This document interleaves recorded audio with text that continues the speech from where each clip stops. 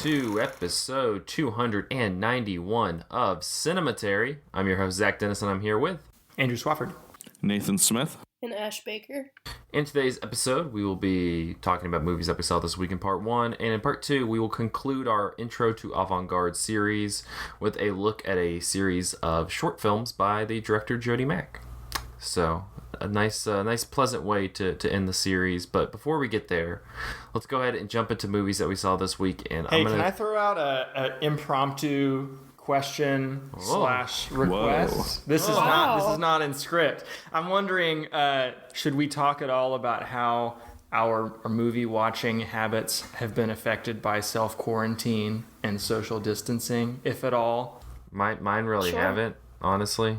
You know, I'll be quite frank. I've had a harder time deciding what to watch, to be honest. I don't know why that's how it's affected me, but it has. I have all this time I can use to watch anything and no ability to decide what to watch. I think I actually have been experiencing the opposite thing, Andrew, where like for the past 2 years or something, I feel like I've had this terrible affliction of like just extreme inability to commit to any movie and like pick any movie. So a lot of nights I just like end up scrolling and then just like picking something and being kind of frustrated that I picked that, or like just watching TV or just going to bed or something like that. But I feel like it's actually been easier for me. I don't know why. I guess it's because I'm just like maybe watching a little bit more than I have been over the past few months.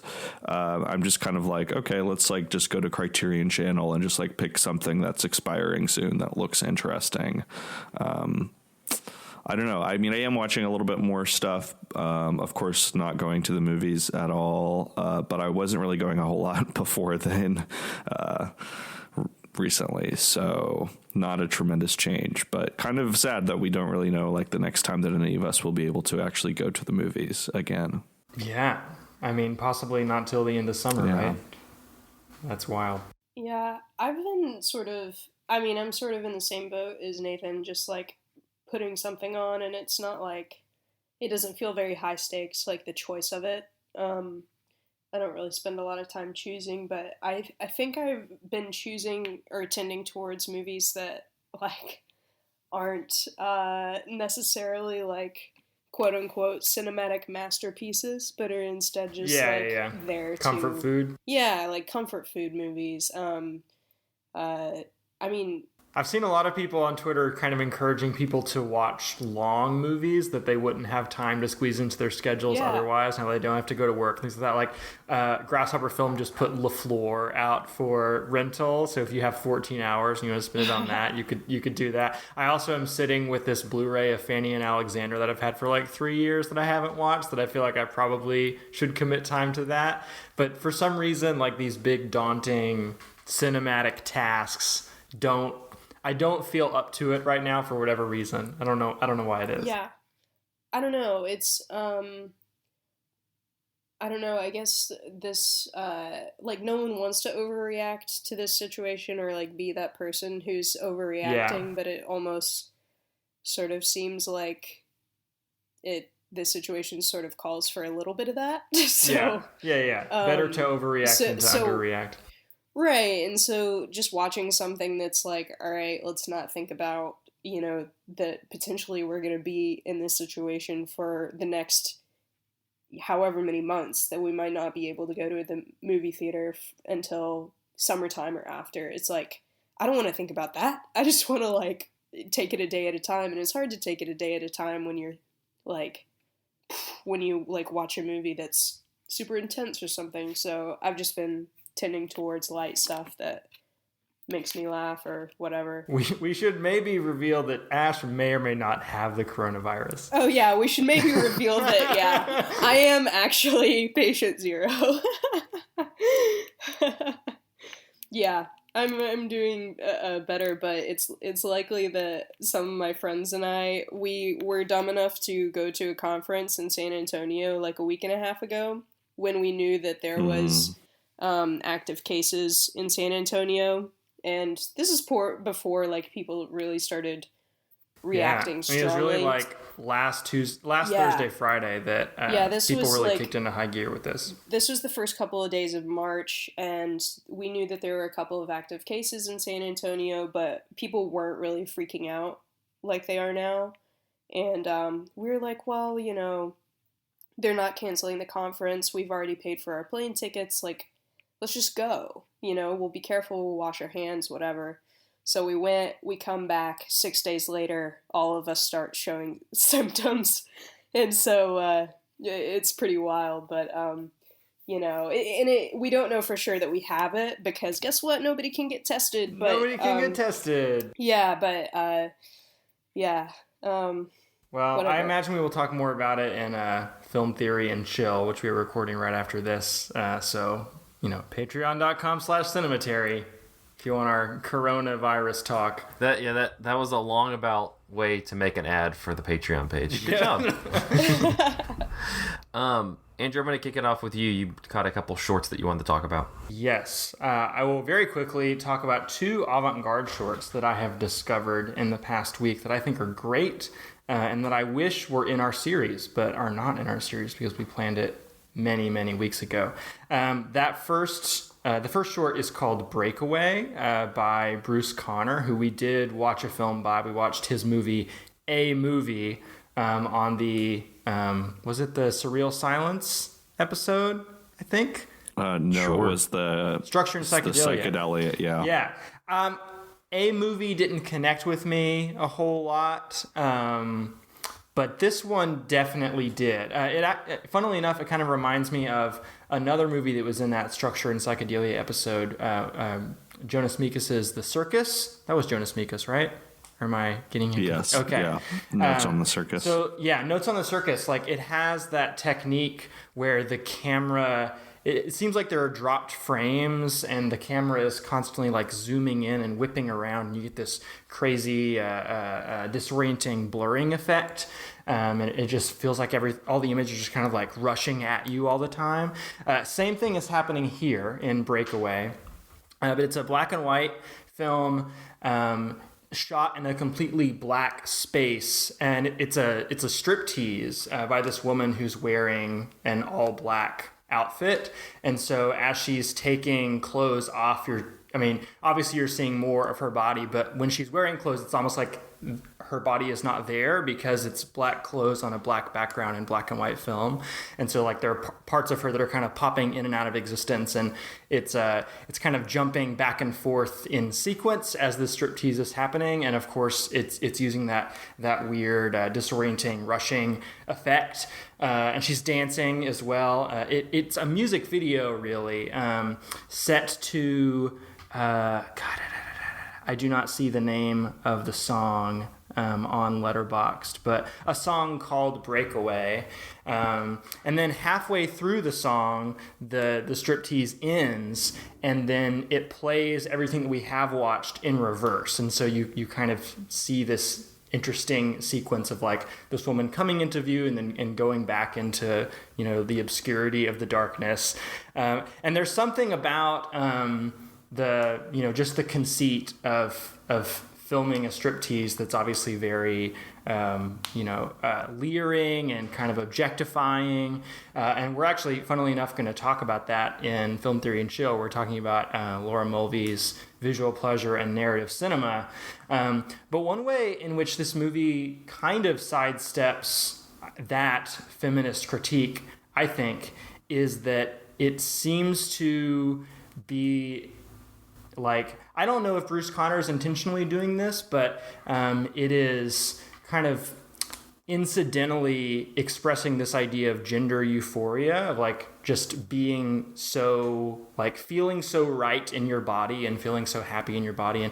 And what is kind of like made that click for me is that all of the people who I know who have watched this movie on Letterboxd are trans women, and they have all given this movie very high marks. And, you know, watching it with that context, it definitely seems to be like indulging in that idea of just like this is a woman who really loves her body, who feels right in her body, the opposite of gender dysphoria, which, euphoria doesn't get talked about as much in those conversations. So it's also just a really visually cool avant-garde short. It's only 5 minutes long.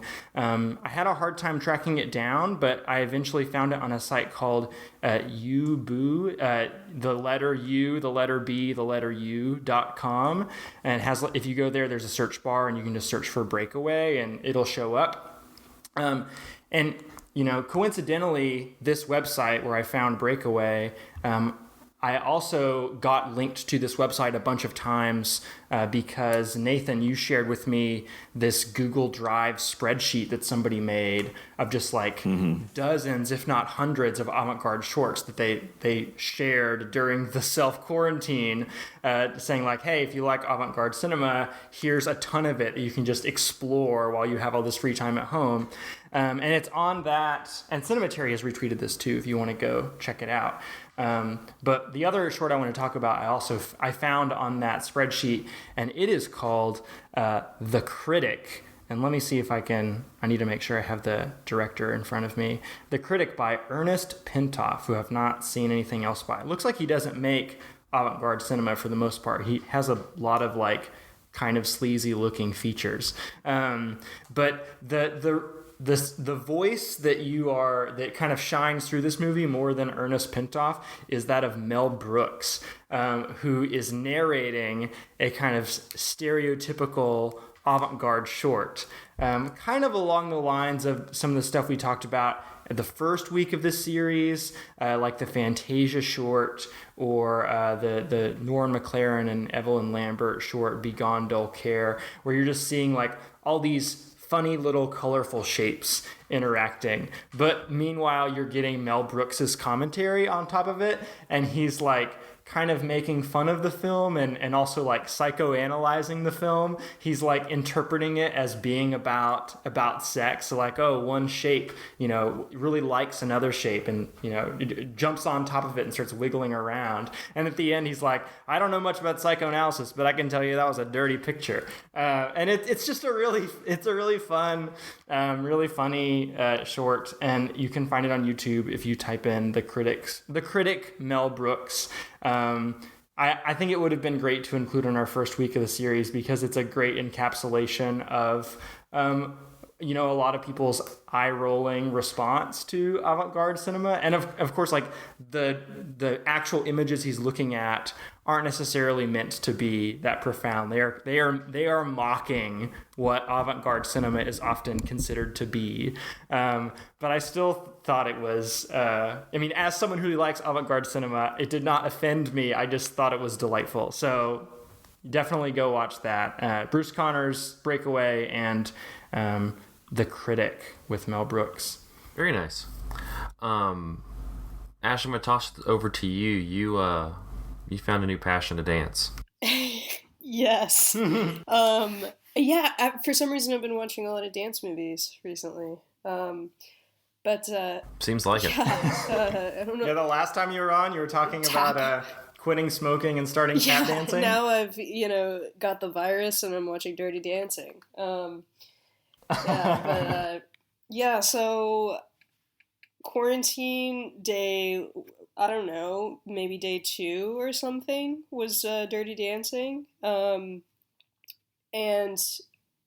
God, I don't even know what to say other than this movie was so hot. Like, it was one of the hottest movies I've ever, I thought that, Magic Mike XXL, had to be, one of the hottest movies ever. But I hadn't seen just,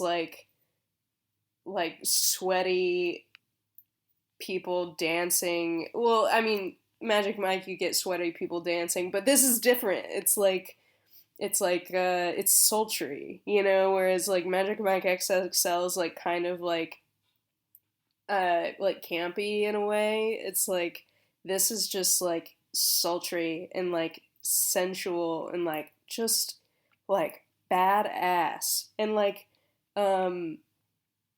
the dancing itself is amazing. The performances are great. The storyline is really kind of amazing in that, like, you've got, like, the baby, the protagonist is, like, this daddy's girl of, like, this rich family, and they've gone to stay at this, like, resort hotel over the summer, and she's, like, introduced to the world of, like, this hotel staff and, like, the working class life of this hotel staff via Patrick Swayze, the working man dancer, basically, is it's sort of like a weird way to think of him, but he is, like, as you sort of watch the movie, you realize, like, oh, he's not just a dancer. He's like this this dude just, doing what he can to survive, and it's the storyline is, like, pro-choice. It is like pro working class trader baby.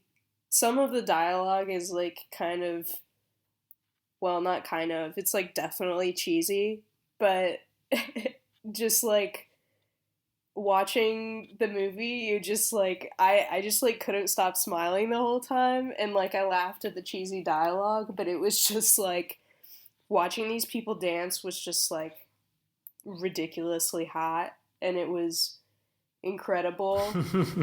And I just want to do that. I want to, like, how dirty is the dancing? Is what I want to know. It gets kind of dirty, so it's pretty great, because, like, so how it's sort of set up is, this family arrives at this fancy schmancy resort hotel, and you're introduced to Patrick Swayze, and there's a female dance instructor, and they're, like, doing this, like, ballroom dancing, like Mamba and, like, whatever, or Mamba's a snake. Okay, yeah, Mambo. Yeah. They're doing, like, the Mambo and, like, foxtrot, all this, like, like, ballroom stuff, and, they do, like, dance lessons for the guests or whatever if they pay for it and stuff like that, and it's all very proper. They're, like, dressed up. It's very proper. And then one night, and Baby's just kind of, like, disillusioned with her family and this whole trip, and so one night she wanders off and, like, follows this, like, nice kid that she met, who like, unloaded their bags. She just, like, follows him up to the staff house, and he's like, I really shouldn't be letting you in here, and she's like, just whatever, just fucking let me in here, whatever. And he's like, fine. And he, like, busts open the door, and all the staff people are just, like, fucking grinding on each other, just, like, blah, just, like, all of them, just, like, blah, and it's, like, the crowd is, like, much more diverse than, like, all these, like, rich white people outside, like, learning to foxtrot and stuff. It's just, like, everyone's touching, and it's, like, very sexy and very sweaty. Sounds like a vector for Corona. Yeah, it's true. Definitely. Stay away.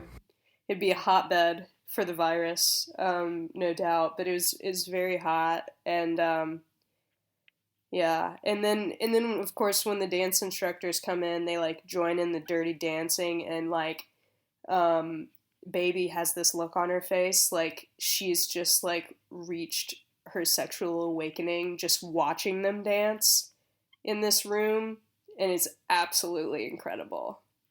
And then she learns to dance. 10 out of 10. We'll watch, like, every month, probably. I'll watch Dirty Dancing in my quarantine. We're just gonna have you. I'm okay with that. All right. Well, we'll check back next month and you can talk about it again, like you had never seen it before. It's great. Yeah. It'll still be hot. Nathan, you caught a couple movies you want to talk about. Yeah, I'll just talk about one just to keep it, keep time good and keep it brief. I saw recently, this was before this all hit, so it's maybe not what people want to watch right now if you want to watch something escapist that makes you feel reassured. But I caught the recent documentary about the late rapper Lil Peep. It's called Everybody's Everything, and it is kind of unexpectedly maybe executive produced by Terrence Malick, in addition to being produced by Lil Peep's own family. And it's directed by two guys, Sebastian Jones and Ramez Silian. And Sebastian Jones was actually one of the editors on A Hidden Life. So this, I don't know, it's like maybe the subject matter doesn't seem like something that would be a little Malickian in style, if that's a word. But it is actually, like, it does, I mean, as those kind of credits imply, like... It is now. Stylistically, it really owes quite a lot to Terrence Malick. And I think the reason why Malick is a family friend of Lil Peep's is because of Lil Peep's grandfather, who's this guy, John Womack, who's, like, the foremost Marxist historian of like Latin American revolutionary history, and I think that just through those like academic circles that Terrence Malick knows his family. But if you don't know Lil Peep, he was an artist who I think for the kind of short period of time that he was around and for the short period of time that he was really popular, I think he was very polarizing, this sort of so-called emo rapper, SoundCloud rapper covered in face tattoos, making this sort of synthesis of pop punk and emo and alternative rock of past years and like, kind of contemporary rap, trap beats. And he is an artist who who meant a lot to me. His music is like very much, I think, a lot about like a lot of the sort of musicians of the movement that he was a part of. But it's very much about kind of depression and self-loathing and mental illness and all those wonderful things, which are things that he struggled with a lot. And so unfortunately, in November of 2017, he died of an overdose, and he was like 21 and just becoming famous and just becoming like very successful and very known. So I think that like part of the kind of tragedy of his death is not just like him dying, but also the fact that like a lot of people sort of found out about him and found out that he had died simultaneously. So they just like didn't really get to know his work and know who he kind of was as a person and as an artist. So this movie is like really attempting to, I think, kind of make up for that and to sort of like show really who Lil Peep was as a person. And kind of surprisingly for being about somebody that's so young, it is like a very full movie. It's like 2 hours long, and going in, I was a little bit like, okay, I don't know like how much material there is here for that length of time, but it's like a very, it's basically kind of like a diary, almost like very essayistic, kind of poetic, like all of this just like home movies from Lil Peep as a kid, like videos from his phone and computer of just him like fucking around with friends, loads of music videos and concert footage and lots of interviews with his collaborators and like other musicians who admired him or appreciated his work. So it's not just like a straight documentary, you know, even though it does have the talking head element. Like I said, you know, it's very much influenced by Terrence Malick, and it sort of takes its kind of like spiritual structure from these letters that his grandfather John Womack wrote to him, and they're sort of recorded as voiceovers like you would have in a Terrence Malick movie, sort of guiding and connecting all of this footage together. And I don't know, it's just like becomes sort of about, I mean, it's maybe sometimes a little bit too like glowing and reverent about Lil Peep as an artist. I don't know. I mean, I really like him, but it's just like, oh, like, you know, I don't know. It's a movie made by his family. And so it feels like it really thinks that he's a genius. So if you don't also think he's a genius, like it may not work for you. But I also feel like I've talked to people who don't really know Lil Peep who have watched this and have been like kind of blown away by it. I mean, part of it too is that I think that he was somebody who was like very in tune with the politics of the moment and made a lot of like very kind of like leftist and Marxist posts on Twitter and Instagram and stuff. And so I think a lot of people were kind of watched it and were like, oh, whoa, like Comrade Peep, like this is really cool that, you know, he was like such an intelligent and aware person. But it's also just like kind of this love letter and just this like really sincere poem to this person who, you know, had a like very seemingly a very generous heart and a lot of love despite the kind of depression and addiction that he struggled with. And it just sort of like, I think really, it's a lot more than I expected it to be. Like, it's not just like a kind of behind the music sort of thing. It's like a very emotionally and spiritually full and rich kind of movie. So I don't know. It's on Netflix right now, and even if you haven't listened to Lil Peep, I really recommend that you check it out. And if you haven't listened to Lil Peep, I also recommend that you listen to Lil Peep. You know, his music is kind of polarizing, and it's not for everybody. But I also think that there's just like something kind of undeniable to it. I don't know. I just like a. What should people listen to if they want to listen? Well, so not all of his stuff is on streaming services. I think the very best thing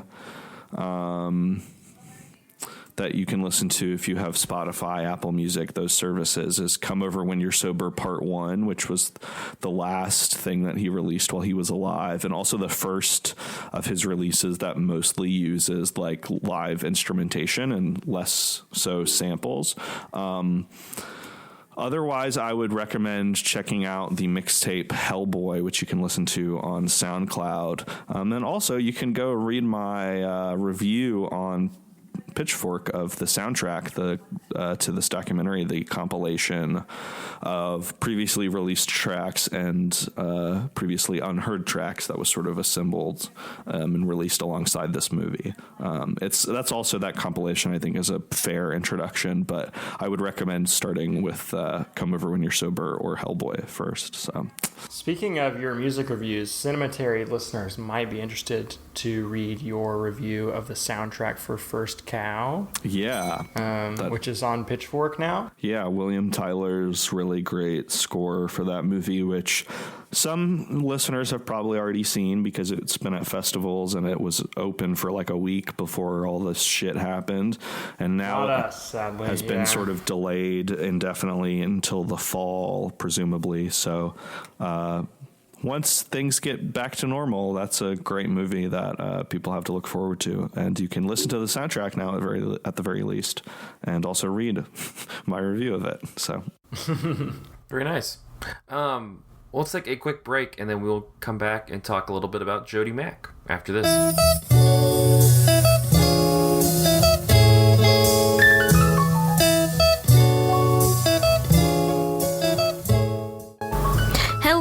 Cinematary listeners, this is your favorite Filipino podcaster, Jessica Carr. I'm here to let you know about a couple of things that Cinematary offers that you might not know about. First, if you're a fan of what Cinematary is doing, please consider joining us on Patreon. Remember when we weren't clamoring for your dollars? Well, now we're just clamoring for 5 of your dollars. So please help us and donate to our Patreon, and then you'll get exclusive content from our staff, including our Film Theory and Chill series, where a panel takes a piece of theory each month and deconstructs it before diving into whatever topic is on their mind from the past week. The $5 each month is investment in the website and the podcast, and it goes solely to paying our writers for the reviews each week, so please consider doing it. It's only $5. If you missed an episode of Cinematary or a piece of writing we've had, you should consider signing up for our free newsletter. Each Sunday, we send out a note with the latest podcast episode, piece of Patreon content, and the last 2 reviews that we've written at cinematary.com. It's perfect for those of you who are interested in what's happening, and it makes sure that you don't miss a single Cinematary review. Finally, the easiest thing that you can do to help us is to please give us a rating and review on iTunes, Spotify, or whatever else you're using to listen to the show. This helps us get more eyeballs and ears on the podcast and the website, and it helps the people know about Cinematary, which is really what we're here for. So to recap, consider donating to our Patreon, sign up for the free newsletter, and give us a rating or review. We would really appreciate if you could do these things. Thank you for listening, and now back to the show.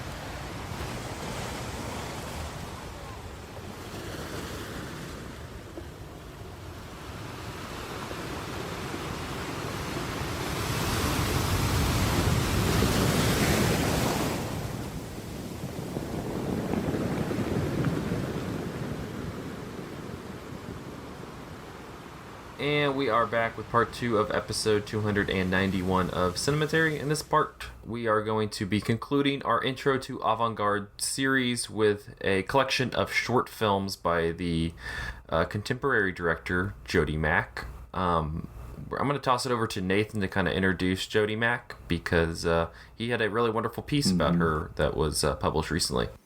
Thank you, Zach. I wrote a little something about Jodie's work at Hyperallergic. It's an article entitled Wondrous Animations Made of Quilts, Glass, and Found Objects. And Jodie Mack, I think, first came on my radar maybe like 2015, I want to say, or something like that. And I think it was literally just because I saw one of my friends on Letterboxd add her movie Dusty Stacks of Mom to their watch list. And I was like, what in the world is that movie? Like, what is the name? That name is crazy. And then I like clicked on it, and it was like, oh, this like animated musical documentary, like set to the tune of Dark Side of the Moon by Pink Floyd. And I was like, what in the fuck is this? And I like sent a like message to, I think, somebody that I followed on Twitter who had happened to log it on Letterboxd and happened to finesse my way into a file. And I was just like, my mind was totally blown away by it. And then like a year, I think after that, Jodie Mack performed at Big Ears 2016, I think it was. And did this sort of touring live program that she's done of a couple short films, and also a live, like, sung, performed version of Dusty Stacks of Mom. And that just, like, you know, my mind had already been blown, and it was like exploded again. I was present for that, which was one of the best film going experiences of my life. Yeah, just like incredible. I mean, we can get into all the reasons why, but I think you just watch any number of her things, and just like the way that she works with texture and color and material is unlike anybody else. And I think I was also just struck by like the joyousness and exuberance and humor in her films, and the just sense of playfulness, which I think something maybe we've shown throughout the series is that like those are very strong sort of tendencies in avant-garde cinema, but the popular perception is still that like, oh, abstract filmmaking is, you know, obtuse or inaccessible or difficult or boring.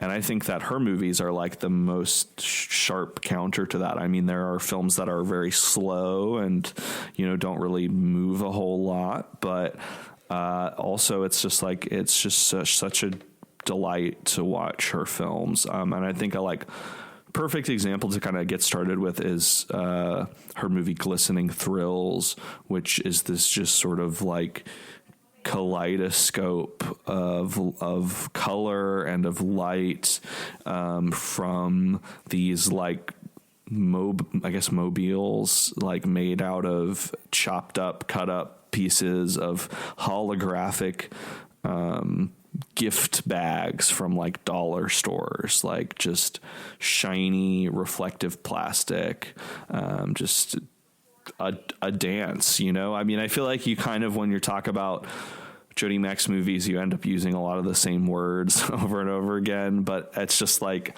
melodic and like just really, I don't know, a kind of like orchestra for the eyes, I guess, just like. And like, while we're talking about this in musical terms, there is also this beautiful, like twinkly, drony ambient music that plays over the whole thing. And I think she's a great music supervisor. I think that she takes music in her films very seriously. She has a lot of shorts that are completely silent, as a lot of avant-garde is. I think that, you know, when her films only need the images, she only uses the images, but whenever she does use music, it always deeply enhances the experience, and she's always pulling from different kinds of music.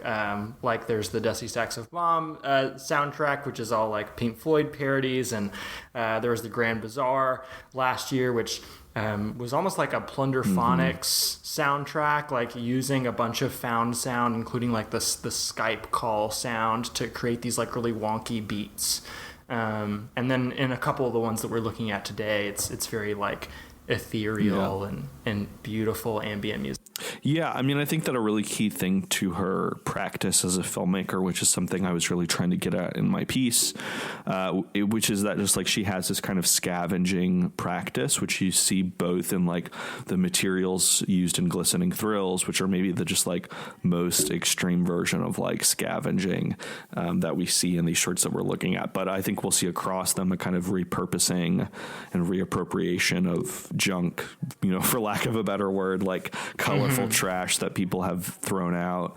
But also, as you point out, like she's doing the kind of the same thing with the soundtrack, from repurposing pop music like Dusty Stacks of Mom, like you said. And also on her Vimeo, there's like a short karaoke video for I Want to Dance with Somebody by Whitney Houston. Oh, is that on her Vimeo? I've been wanting to watch that. Okay. Yeah, cool. At least I watched it on there a couple years ago. I'm assuming it's still up there.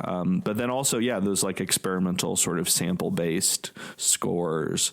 And I think kind of going along with that stylistic component, I think the other key thing that I want to hit on in introducing Jodie Mack is that I think there's like a very salient sort of political perspective that started to come even more into focus as her work has gone on. Like I think you really see it most obviously in the Grand Bazaar, which you mentioned, her most recent feature, which is sort of this global study of like the trade network and production of textiles, and, you know, just sort of mapping the global production and distribution of the kind of fabrics that she has used so often in her films.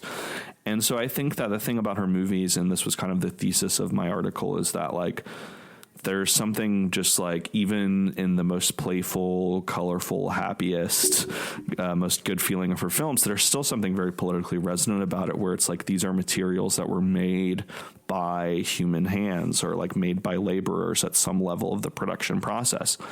And so, you know, we've decided as a society that these things are junk, they can be thrown out, we don't need them anymore, but they were still, you know, the product of this human labor. And it's like important to remember that, and remember that it's not just like junk that just magically appears into thin air, that there's like sweat and blood and exploitation that goes into making all of these things.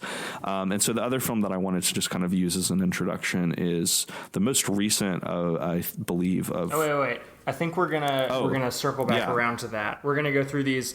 We've laid them out in chronological order. Perfect. So I'll just leave you with that, and we'll get back to it. Cliffhanger, guys.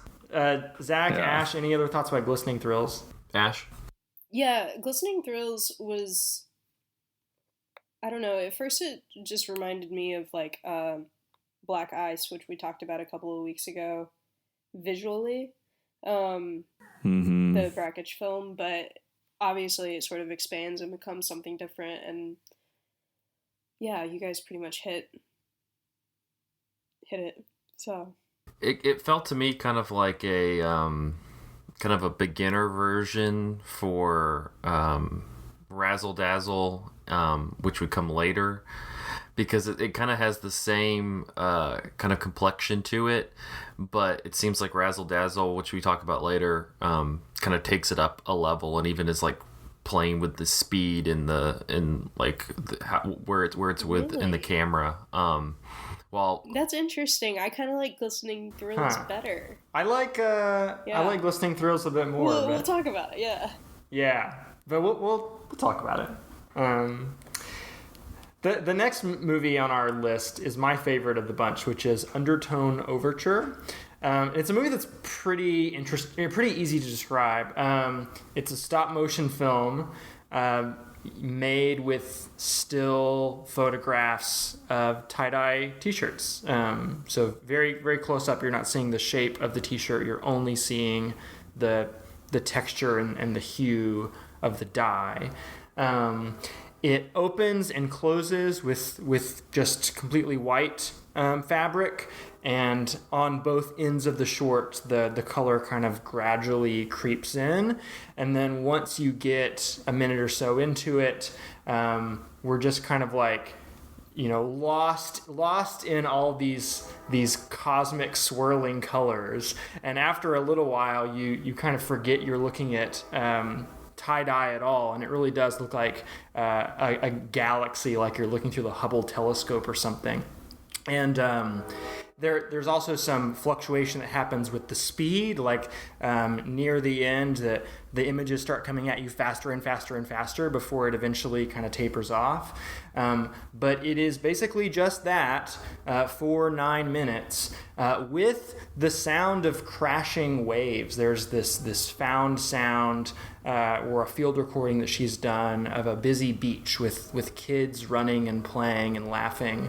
And early on while you're watching the short, I'm reminded of the image of crashing waves, not only because the soundtrack is bringing my mind there, but also the way that all these colors are kind of colliding with each other in these very fluid ways. It just looks like I'm seeing a wave continually crashing in these crazy multicolors. But then again, like it kind of gets into a more like cosmic, galactic territory as you get further into the short, and the images start coming faster and faster, and she's repeating a lot of the same ones, so you feel like you're in one concrete space at a certain point. But I love the short. I find it really transporting. It was one of the first things I ever saw by Jodie Mack, and it definitely set my expectations for like what to expect out of her work, and I've kind of gotten that same sensation from so much of her stuff. But what did you guys think of this one? I really, really loved it. I think this one might have been my favorite of the bunch too. It's hard to say for sure, but I really enjoyed how like I don't know, the sound really as you were saying, like reflected the images we were seeing, but also like thinking about it with the other films, like the way that in Glistening Thrills and another one we'll talk about coming up, Something Between Us, the way that she uses light to manipulate color is really interesting. And so when we're hearing water moving and thinking about like, okay, when and we see water and specifically something between us, and how when light hits water and it moves and we get interesting colors happening. I was sort of thinking about, okay, like I was sort of imagining this was sort of creating an illusion of like light hitting waves and water moving, and so it was just like a really interesting experience to watch the motion of these colors like as like paired with this sound. It was just like sort of hypnotizing. I loved it. I think that like what I really like about this movie, which I think that this could be sort of said for some of the other films that we're looking at and some of her other work in general.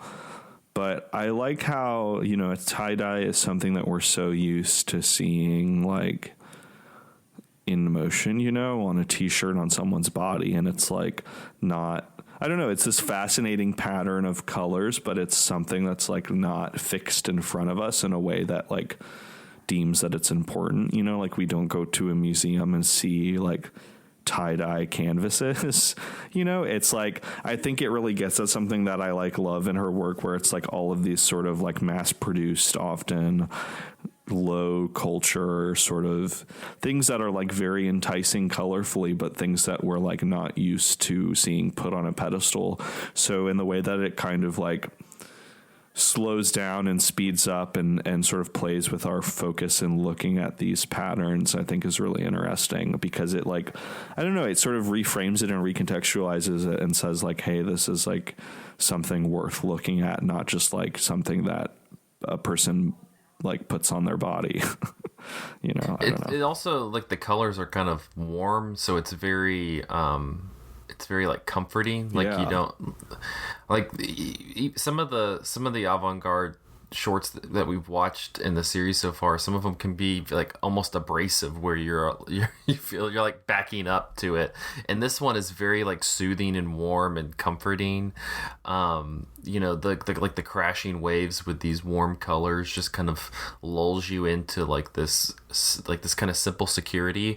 High recommend on, you know, your quarantine time to watch Undertone Overture.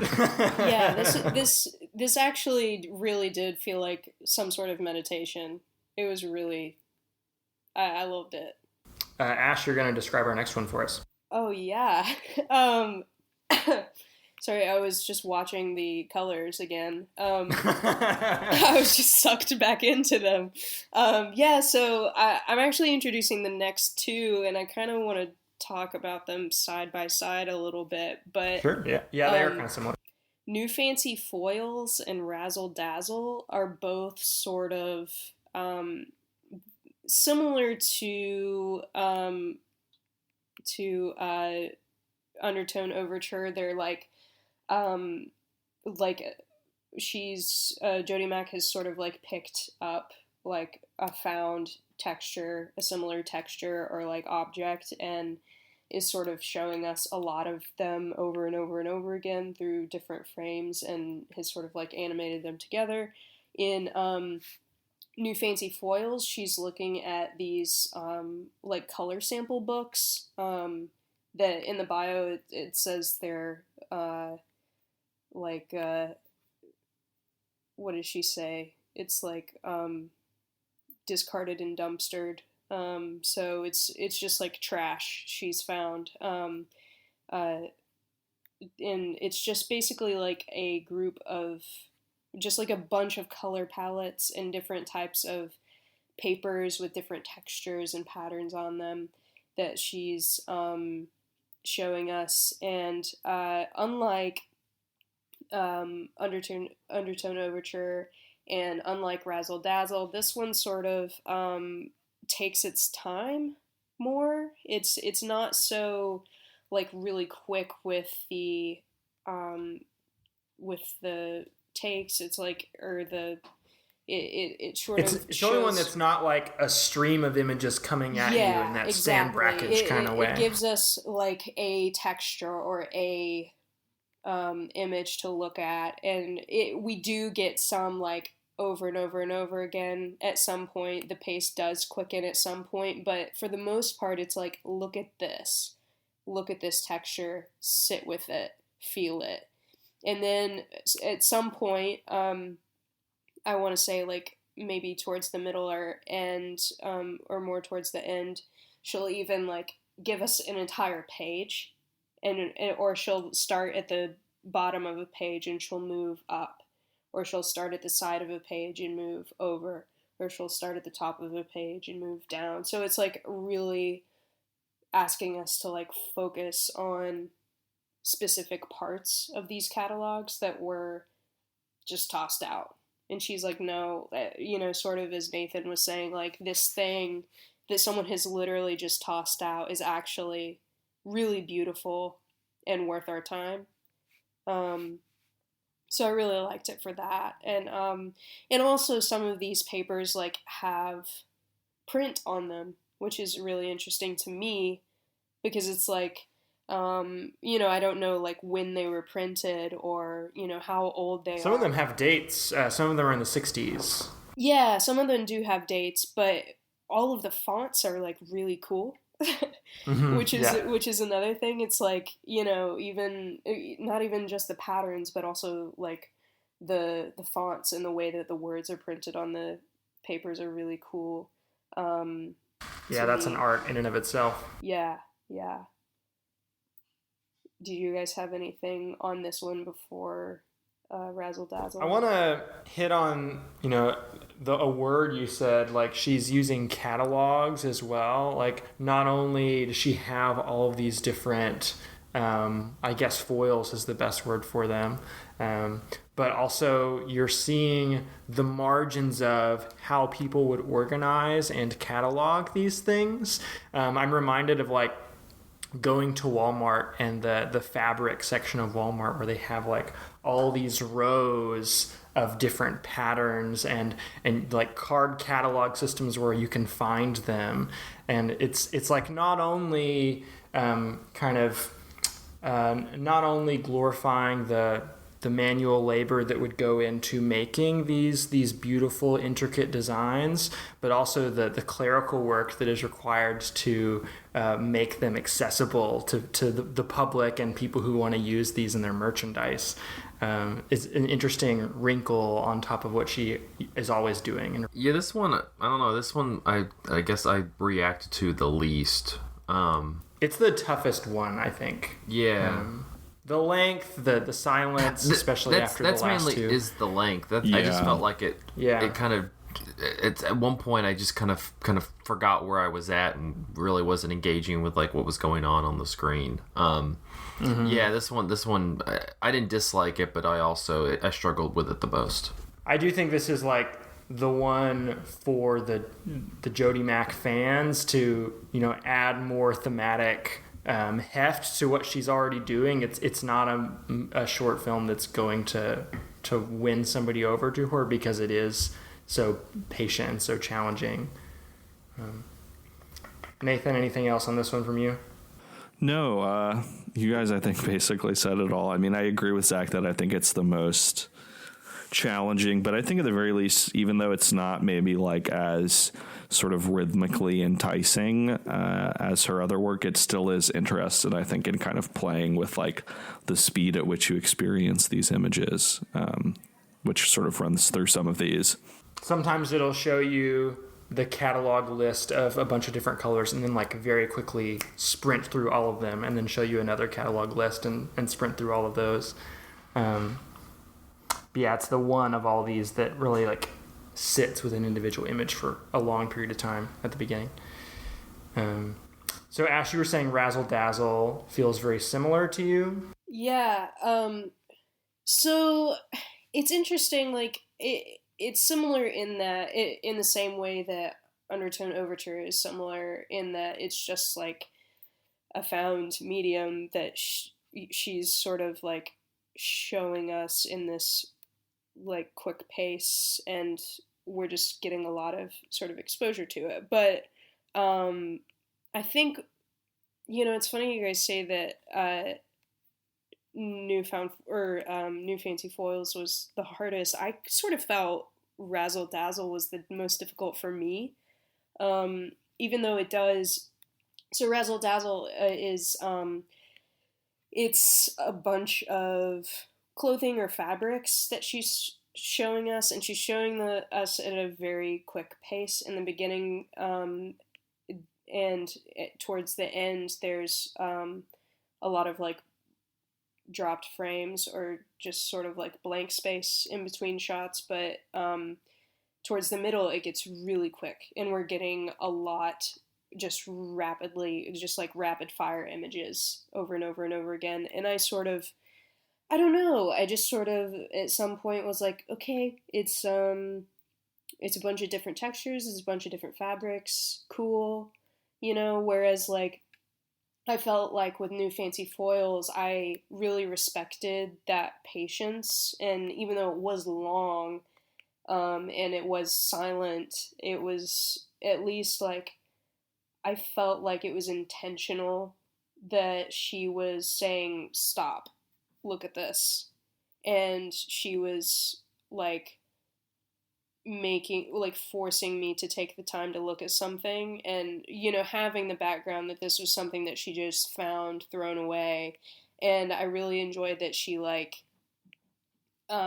she would focus on sort of the imperfections of these catalogs, like ripped spines and bent pages and things like that, whereas in Razzle Dazzle we're just getting very close up images, zero context. We're not getting a full picture of what we're actually looking at. And so it's really hard to sort of like intuit in sort of any sort of like meaning onto the images. They're just sort of images. So that was... So here's my take on the pace at which these images are coming at you in this film. Instead of taking a long period of time to let you look at each one, she and this happens in New Fancy Foils too, but she's really fluctuating the amount of time you get with each image and like how rapidly they come next to one another. Once you get into the middle of the short, it's just like that Stan Brakhage style, like here's a constant stream of close-up images. But at the beginning, and then I think also at the end of the short, she's using a lot of just pure black screen in between images. You'll get like a quick flash of an image, then the screen will go back to black again, and then another quick flash, and the screen will go back to black again. And I think that is her way of representing these specific types of fabrics we're looking at here, because these are fabrics that have like sequins and they're like bedazzled and all these things. So she's like letting you get these like quick flashes, these quick glimmers of light bouncing off of these images, and she's showing them to you for such a short amount of time that you're like, it just catches your eye. You want to stay with that thing for another minute, but of course like the shimmers and the shining that is like coming off of clothing like this, the light itself just like quickly hits your eye and then it's gone, or it's like coming off of another part of it. So she's kind of like, we're looking at static images of these things, but she's kind of capturing the dynamic way in which light bounces off of them. Zach, Nathan, other thoughts about this one? Zach, you said this one was like the advanced version of Glistening Thrills. I'm curious to hear what your thoughts are on that. It's Glistening Thrills, but then it what's the term when the Pokemon get bigger? It's the evolved form. It's the evolved form. That's what it is. Yeah, I really like this one, and I the pace really didn't throw me at all. I kind of liked where it almost became similar to some of the stuff that we were watching last week, where it just become like a light tunnel, and everything's just kind of stopped losing their meaning, and it all just kind of meshed together, and like the speed made it this wave that completely just like bowls over you. I really like this one just because it kind of felt like it was carrying some of the kind of psychedelia elements that we were talking about a couple weeks back, but also like had this kind of analog like degree to it because it was stuff that you could kind of make out what the shapes were. Like you could kind of see the just the outlines of the different fixtures in there, and that kind of just melding those two things together created this really kind of surreal effect to it. Nathan, anything else? I don't really have anything to add. Zach, you're gonna do the next one. Yeah, the next one is Something Between Us, and this one has a number of kind of items of jewelry, like pieces of jewelry, trinkets. I like on the letterbox description it says beaming baubles and glaring glimmers and twinkling trinkets. A bow ballet ablaze for bedazzled buoyant bilge brought up to boil. I don't know. Whew, that's fun. This one kind of started slow for me. It was just, you just kind of have these chiming and ringing of these various trinkets all kind of going together, but then it evolves into this like symphonic like twinkling that's just honestly overbearingly wonderful. I really enjoyed this one. This was probably my favorite of hers that we watched, and when it got to like the symphony of jewelry and trinkets, yeah, I just had like a smile on my face. It was really really powerful and really beautiful. When you say this symphony, which part are you talking about? Well, there's kind of... Oh, go ahead, Zach. Yeah, whatever this... Oh, with all the lights? Part, right? Yeah. The part with all the prismatic... Yeah. So there's three... For people who have not seen this, there's three sections to it. The first section is like live action cinematography of like her just recording like all these necklaces and jewels that are being dangled in front of the camera. The second part... and that crucially takes place like in a natural foresty landscape, and then the second part we're in like the pure black space of like a studio, and a necklace is kind of being dangled in front of the camera in a way that reminded me of like the stereotypical hypnotist and their pocket watch, like dangling in front of you and telling you you're getting very sleepy. And then the third part, she's kind of like playing with and stacking the various beams of prismatic light that are coming off of coming out of these like fake diamonds as you shine light through them. And it's what this is like boring, science class description of like what a prism actually does, but it separates all three primary colors, where you're seeing like a short beam of blue, a short beam of red, and a short beam of green coming out in four different directions. And she's putting lots and lots and lots of those on top of each other, increasingly so. And also doing some of that like plunderphonic stuff where she's tapping on these jewels and also glasses, it seems like, and kind of making music out of the samples that she's getting from that. And I completely agree with Zach that it's really wonderful. It's kind of overwhelming. It's extremely hypnotic, and you kind of feel like you're getting deeper and deeper into it as it kind of goes from one section to the next. It might be my favorite of these. I don't know. It's just like so. It's just like at least of these films, I don't know, maybe my favorite use of color for the reasons that you were kind of laying out, Andrew. I just like love the sort of prism of light, and I like seeing her work sort of expand into that new dimension of space, and like being able to not just like show light as something flat, but as like something that exists in the air, I guess. Well, I think that since you mentioned that, I mean, it's maybe worth mentioning her film Let Your Light Shine, which is not on our our playlist of avant-garde films that you can watch on our website. But and the reason why it's not on our playlist is because it's a 3D film and you really need glasses to watch it. But in that film, she's just drawing these white lines and white dots on a black screen, but you're meant to watch it with what's called fireworks glasses, where every light source gets exploded into a rainbow prism in front of you. And so every white dot or line on the screen becomes a light source for you in a darkened theater. And so what you're watching is not what's on the screen, but like the dance of rainbows in between your eyes and the screen. And it's honestly one of the most brilliant things I've ever watched, but it's not something that you can easily replicate at home. So it's just one to watch out for if there's ever a Jodie Mack exhibition in your town.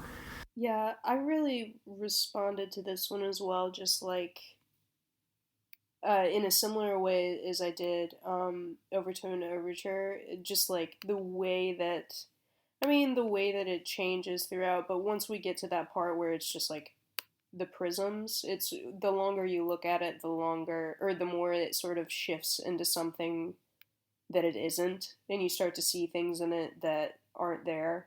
Which is really fascinating. Yeah, you kind of get lost in it. Sweet. One more to go. Nathan, bring us back to Marxist theory.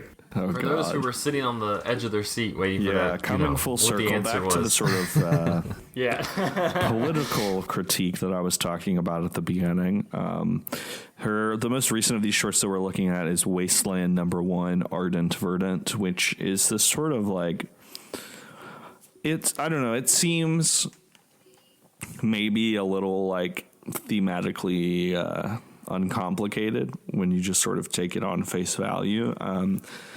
We've been looking at films that use these objects that, even though they're often probably not, they have this sort of like more handmade quality to them. And this does something very different where it's like looking at these sort of images of microchips and microprocessors and, like the innards of computers, and they're just like shining and kind of dancing with light in the way that all of these other objects that we've been talking about are.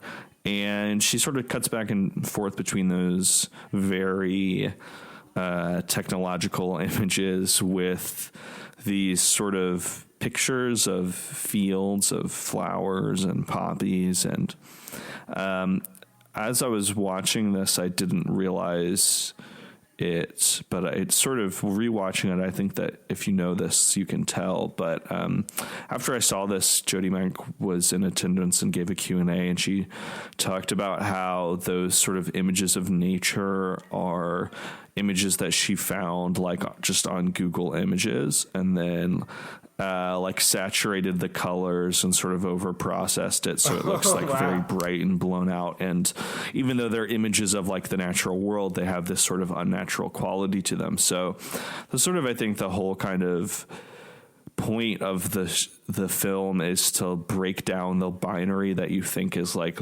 there right from watching it, where it's like, oh, technology versus nature, very simple. It's like, no, there's a beauty to the interior of computers and the sort of design of these very tiny little powerful objects, and at the same time, the images of like natural beauty that we're given are just like as totally seemingly artificial as the technical. So they're really just like both the same. I don't know. What did you guys think of this one? I can't think about this film without thinking about Koyaanisqatsi, which has I guess kind of a famous edit in the middle of it where you're looking at these bird's eye view shots of, I guess, New York City or Los Angeles. I'm not sure which city that film is based in. And then it slowly crossfades between the city grid and a microchip. And in that film, Godfrey Reggio is making a point about the programmed nature of, urban life, post-industrial life, American life. And here, Jodie Mack is kind of doing the opposite, or at least something that is very much not that, where, like you said, she's kind of exploring the beauty and the handmadeness of these microchips. You kind of marvel at just how intricately put together and beautiful these surfaces are, in the same way that you're thinking about the beautiful textures of New Fancy Foils or Undertone Overture. This one I felt like was doing a lot, and I was just kind of behind. I don't know. I wasn't able to follow it. I felt dumb. It was a great way to end the series for me. What's avant-garde cinema if you don't feel a little dumb? If you don't feel a little stupid. Yeah. I felt... It was nice. It reminded me of David Byrne's True Stories. Oh. Yeah, I like that too. Great movie. Also reminds me of Queen of Scotsy. Ash, what were you about to say?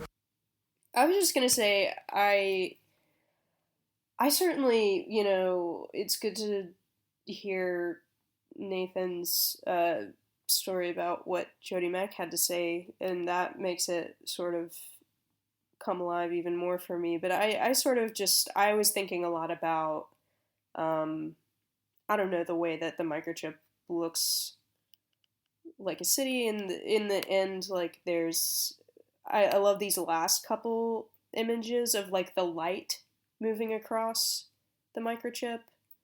It sort of... Oh, yeah, that's really awesome. Yeah.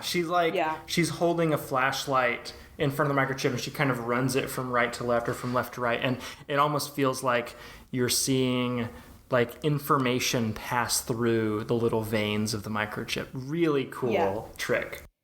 Yeah. So yeah, I didn't really know exactly how to articulate anything about this movie either, but I enjoyed it. So I guess Nathan and I, when we were designing this series, we wanted to start with an episode that was like, pretty accessible, stuff that kind of put on display all the different things avant-garde could do. We wanted to end with a contemporary artist who's kind of firing on all cylinders, kind of showing how exciting avant-garde can be. I'm wondering, Zach and Ash, people who are, immersing yourself in Jodie Mack's work right now, what's your general takeaway about her? Would you recommend her to other people who are not necessarily avant-garde heads? Oh, yeah. I mean, I'd seen some of her stuff before at Big Ears in this past year, and one of the years before, I forget which time, a few years back, but yeah, so definitely it was good to see more from her that I hadn't seen, but yeah, definitely a huge fan. Definitely would recommend. I would recommend it. I think that people who maybe if they watched through our Structure and Psychedelia episode and we're kind of like, I don't know about that, Jodie Mack seems like a nice kind of bridge to that. A little bit that's much more pleasant. Like all of these, there's nothing like I was talking about with Undertone Overture. Like there's nothing unpleasant. It's very calming. All of them, even like in Razzle Dazzle, where we were talking about like the speed kind of change and the images shifting. Like it's never. It's not like something like Light is Waiting where you're kind of like backing away into the seat. It's always not a scary or intimidating filmmaker. No, it's always the only thing intimidating about it is afterwards you're like trying to, but I feel like this is just kind of an exercise with avant-garde cinema in general is you're trying to kind of formulate how you felt about it, and like Nathan said at the beginning, like you just kind of run the same gambit of adjectives over and over again to describe the experience that you had with Jodie Mack, and it's always like good, nice adjectives, but it's not like you can. It's the experience is always in the positive. It's not like a varied experience like what we've been having with some of the episodes in the series. And I like that you said that she's kind of a bridge to that Structure and Psychedelia episode, because I think that in many ways she is a structuralist filmmaker. Like New Fancy Foils is kind of a structuralist film, and then in many ways she's a psychedelic filmmaker. Undertone Overture and Something Between Us are both psychedelic films, and she's kind of doing both of those things at the same time and in a way that's really accessible, like you said. Any as we come to the end of this series, I'm curious to hear, Andrew, from you and Nathan, who kind of formulated the series. How do you feel like people, the listeners, and you're welcome to like write in and let us know how you felt about this series. But what did you kind of go in hoping that the series would do? And now that we've gone through all the episodes and kind of experienced it, how do you feel like our listeners kind of took it? Well, I have like on two different levels. I feel like on the level of getting people that I personally know who don't necessarily like avant-garde films to become curious or interested in avant-garde films, that kind of failed. I think that people who listened to the first episode in the series can attest to how that kind of failed. And on the other level of wanting to get our listeners interested in the idea of just exploring this stuff, or maybe even draw in a bigger audience of people who like avant-garde cinema but aren't seeing it represented at all in the podcastosphere.